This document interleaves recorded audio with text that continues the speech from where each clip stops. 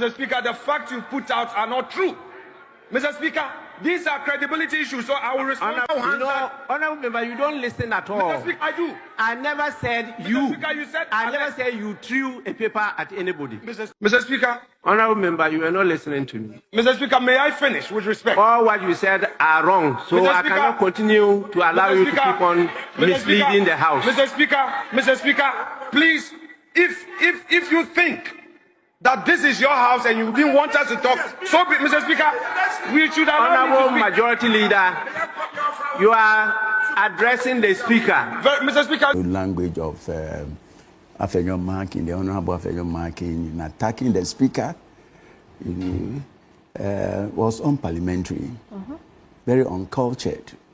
And this is the first time that I'm seeing live an MP attack the Speaker of Parliament using unparliamentary language, using invectives, using assaulting, the Speaker's character, and playing to the gallery. It's unwarranted. It's uncalled for. The Honorable Afenyo-Markin himself, Majority Leader, ought not launch an assault on the citadel of Parliament merely because they disagree with the Speaker.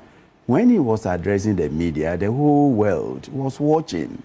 This is not, the way a leader, the Majority Leader, should address the Right Honorable Speaker. And I think that the Majority Leader or Minority Leader should apologize to the whole nation, not even to the Speaker, to the nation, because what he has done will forever remain a scar on the conscience, of the nation. What the Minority Leader is doing now is not what I did. He has copiously referred to you people that he took inspiration from my record. Please go and read my record. I never, on the floor, raised my voice. I never, on the floor, tried to show grandeur. No. I studied the ecology, the political environment. I tested the pulse of the people, and you play along with that. I didn't do what you are doing. Please, anybody can go and read. Only one occasion, when the Right Honorable Peter Lajeti came and read a statement attacking me personally, that I rose up to say my side of the story. And he would not allow me to do so. My very good friend, Papa Nkuma, who was the Majority Leader then, stood up and said, once he mentioned me specifically, by our standing orders, I have the right of reply. And he shouted at him and prevented him and ordered him to sit down. And that day, I took my books and stormed to my office. My colleagues did not follow me. They continued with the work of Parliament. It was in my office that the then few cameras, led by GTV, questioned why I moved out.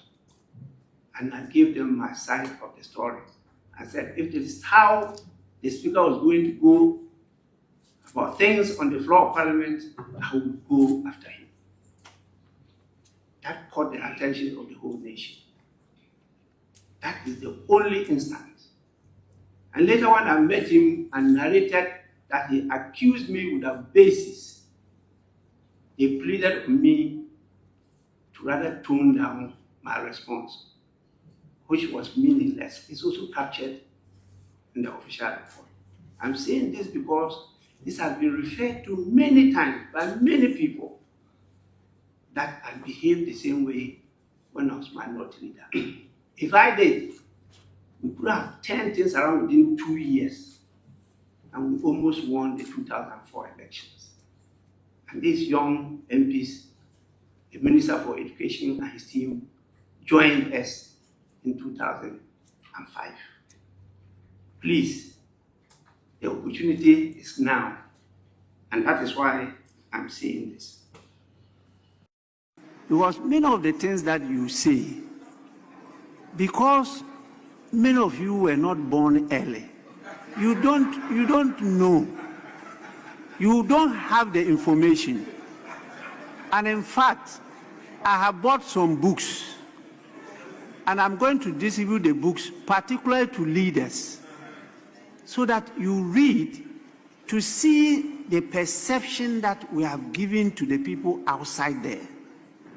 They are very senior, intelligent people who held high office of state, who have written some books about Ghana politics. I have the books. I bought plenty copies to distribute to you free to read. I believe that will change your approach to how you go about the business on this floor.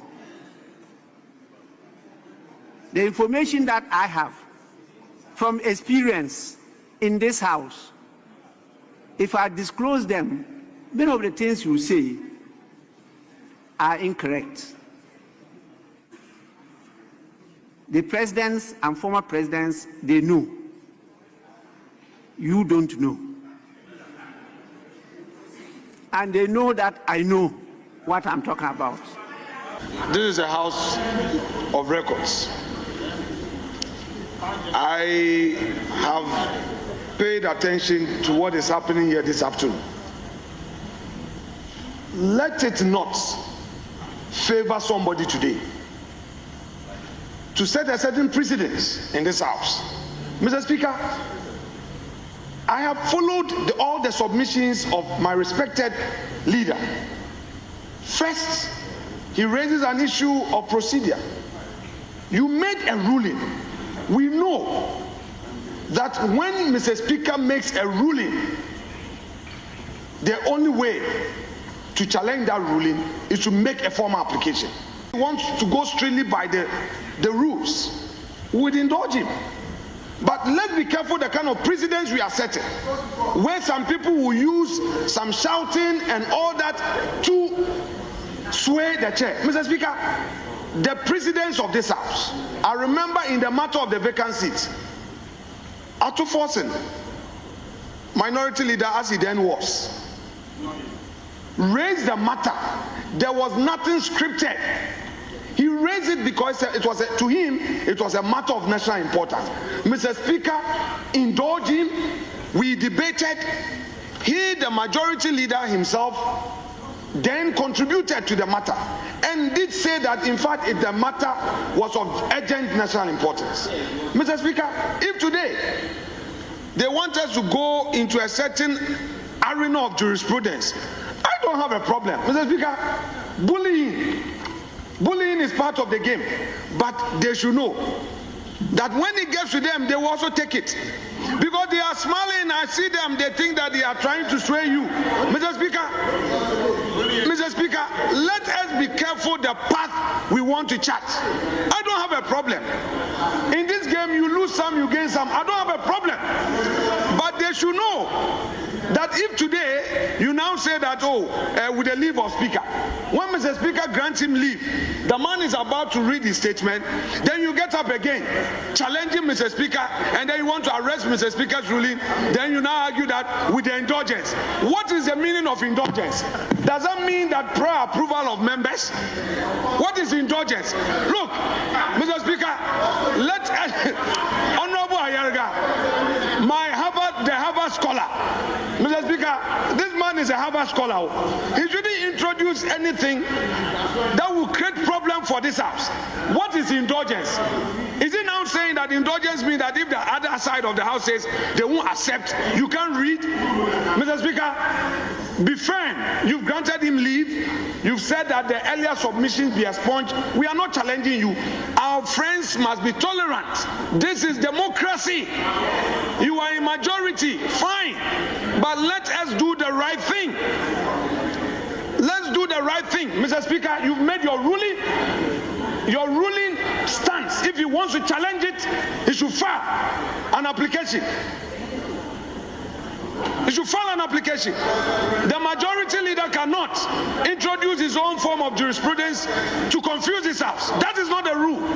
That is not the law. And that is not the practice. Mr. Speaker, you've ruled. Allow. Honorable Minority Leader, you are not in a shouting battle. Please.